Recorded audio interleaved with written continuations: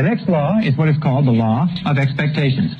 Now, the law of expectations is the law that has been talked about throughout all of human history. Just like in the law of belief, William James of Harvard said, belief creates the actual fact. As a man thinketh in his heart, or as he believeth, so is he. The law of expectations over and over says what you expect, you get. You get not what you want, but what you expect. That your expectations, especially your expectations about outcomes, how you think things are going to turn out, become your own self-fulfilling prophecies. And Dr. Robert Rosenthal of Harvard University has done something like 300 experiments on expectations theory, on what is called experimenter theory, and he finds that your expectations have an effect on other people and events and circumstances, even if your expectations are based on totally false information. Whatever you expect with confidence, in other words, if you confidently expect good things to happen, surprise, surprise, good things happen to you. If you confidently expect negative things to happen, then negative things are going to happen to you. That most successful people have developed an attitude of confidently expecting good things to happen. It's called the attitude of positive self-expectancy. It is the attitude of the winner. The winner looks for good things to happen. The winner expects to win in advance, and lo and behold, whatever you expect with confidence tends to come true, even if the information upon which your expectations is based is totally false. Now, let me give you an example of expectations. Some years ago, Dr. Rosenthal, after conducting a variety of different experiments, came to the conclusion that the expectations that teachers had of students was having a tremendous effect on their ability to learn and their grade level averages.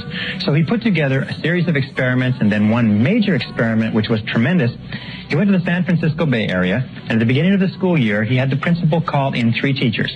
The 3 teachers were told that by the principal, as a result of teaching excellence, they had been singled out as the 3 best teachers in the school, and that they were going to be given 30 students each of the brightest students in the school identified by IQ tests at the end of the last semester.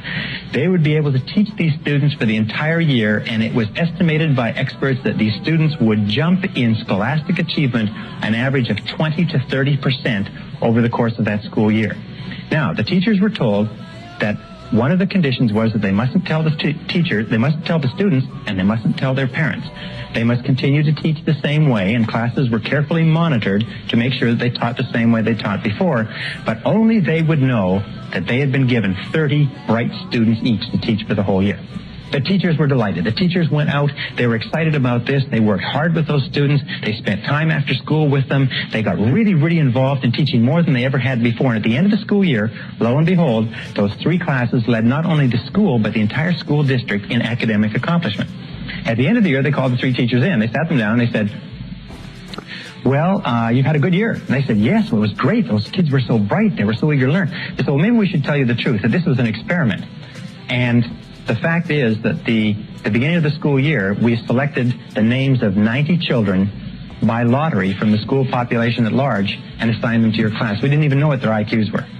They said, well, that's remarkable. How could it have happened that they did so well? And then they looked at each other and said, well, of course, it's because we are the 3 most excellent teachers in this school. They said, well, the other side of it was simply this, is at the beginning of the school year, we put all the teachers' names in a hat, and yours were the first 3 names that were drawn. So this is what is called a double-blind experiment. They held constant for everything but expectations. And the expectations on the teachers were explicit. We believe that you are excellent teachers. The expectations of the teachers on the students were implicit. They were never spoken. The teachers just treated those students as though they were really intelligent, and the students bloomed and blossomed. And in one of the classes, a student from beginning of the year to the end of the year jumped 25 IQ points. In a subsequent experiment, a student jumped as much as 27 IQ points, which is to prove that high expectations teachers bring out intelligence in students that is completely unheard of. Marva Collins, the famous teacher in the Chicago inner city, has found that if you treat students as though they're intelligent and talk to them and work with them as though they are really bright, they will absolutely astonish you in terms of academic accomplishment. All right, this brings us to the critical role of expectations in your life. First part of expectations in your life, number 1, and where expectations affect you. Expectations of your parents.